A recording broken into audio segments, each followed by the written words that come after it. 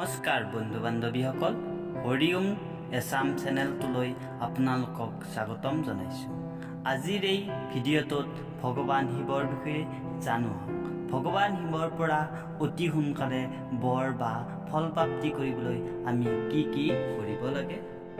ফুল, তুলসী, দুবৰি, বেলপাতেই হৈছে পূজাৰ প্ৰধান প্ৰকাৰ।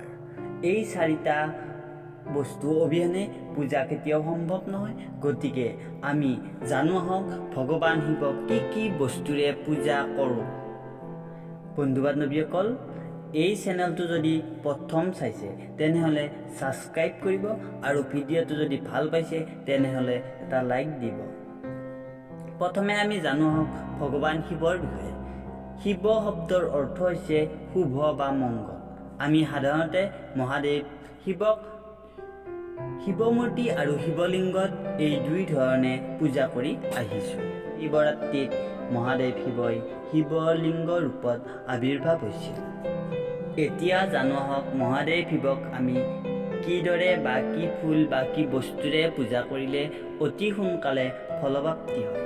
বেলপাত হৈছে মহাদেৱ শিৱৰ অতি প্ৰিয়।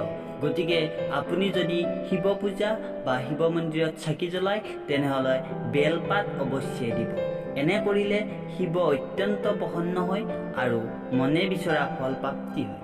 কিন্তু এটা কথা জনা দৰকাৰ যে বেলপাত ছিঙাৰ সময়ত এই মন্ত্ৰটো পাঠ কৰিব লাগে। ওম পুণ্য বৃক্ষ মহাভাগ মালুব শ্ৰীফল শ্ৰীফল প্ৰভু মহেশ পূজা নাথায় তৎপত্ৰাণি চিনুম্যহং। ইয়াৰ পিছত বেল গছজোপাক প্ৰণাম জনাই বেলপাত ছিঙিব লাগে। এনে কৰিলে মহাদেৱ অতি সোনকালে বেলপত্ৰ স্বীকাৰ কৰে আৰু মনে বিচৰা বৰ প্ৰাপ্তি হয়। ভাং হৈছে মহাদেৱ শিৱৰ অতি প্ৰিয়। গতিকে আমি যদি পূজাৰ সময়ত ভাঙৰ পাত বা ভাঙৰ চৰ্বত দিব পৰা যায় তেনেহ'লে অতি উত্তম। দুবৰি বন হৈছে অমৃতৰ সমান। মহাদেৱ শিৱ আৰু তেওঁৰ পুত্ৰ গণেশৰ অতি প্ৰিয়। এনে প্ৰিয় বস্তু মহাদেৱক প্ৰদান কৰিলে অকাল মৃত্যুৰ ভয় দূৰ হয়। ফুলবিলাকৰ ভিতৰত অন্যতম প্ৰিয় ফুল হ'ল ধতুৰা। আমি সকলোৱে জানো যে শিৱৰ অন্যতম প্ৰিয় ফুল ধতুৰা। বগা বা বেঙুনীয়া এই দুই ৰঙৰ ধতুৰা ফুল শিৱ পূজাত দিব পৰা যায়।